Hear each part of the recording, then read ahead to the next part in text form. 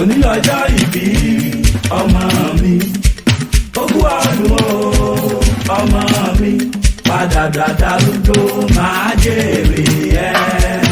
àpáta dé àpáta pààrọ̀ ewì dé èrò dodo yẹ jẹjọ máa kí Joseph Ayọ̀mídé méjì fọ́tún ire olúwa ọmọ Àkúrẹ́ ọmọ olóyè mẹ́kun okú ọdún o ọ̀nàrẹ́bù Táyọ̀ dada grandpa rẹ̀ ní kí n kí ọ Mrs dada grandma rẹ̀ ní kí n kí ọ Ṣọlá kọpawí ìyá rẹ̀ gangan ó ní kí n kí ọ àti gbogbo ẹbí àti gbogbo aládòdò wọn pátá ni wọ́n ní kí n máa kí ọ.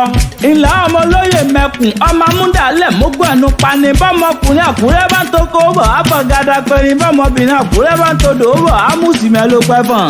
òsì kí n tàkúrẹ́ kó mọ́mọ́ lála alátẹ̀mí tirẹ̀ ń bẹ nínú èdè wa. okú ọdún okú yèdùn orí ẹjẹ́ kó o dàgbà orí ẹjẹ́ kó o pẹ́ láyé wàá ṣe ohun tọ́mọ ṣe fún bàbá wàá ṣe ohun tọ́mọ ṣe fún yeye lágbára lọ́wọ́ bàbá òkè. bóyin bá ṣe tán gbẹ́rẹ́ ó dinú kókó ògì bá fẹ̀rẹ̀ bọ̀jọ̀ bá ṣe tán gbẹ́rẹ́ ó dinú sàrẹ̀ tó kọ́lé sí àpáta ewì èmi ṣe tán o mò ń lè fi tá a forí mi sọlẹ̀ tí ó onídojúmọ́ ti mọ́lẹ̀ gbogbo ilẹ̀ kílẹ̀. Hi guys, welcome to our YouTube channel, 2A Media House. And please don't forget to subscribe, like, comment, and share our videos. And don't forget to follow us on all other social media handles as APATA EWI ROC.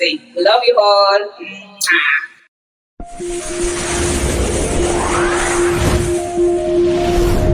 Kindly click like and subscribe to our YouTube channel and press the notification button for more. Thank you.